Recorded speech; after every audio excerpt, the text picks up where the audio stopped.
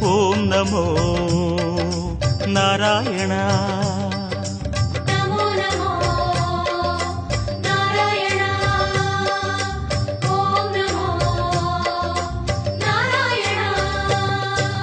திருப்பதி மலையில் திகழும் நாதனே எங்கள் பெருமாளே, திருவருள் பொழியும் தேவாதி தேவா மாலே பெருமாளே, வருமிடர் தீர வந்தோம் ஐயா வேங்கட பெருமாளே, மாமலை வாசா எங்கள் வாழ்வினில் இந்நாள் பொன்னாளே.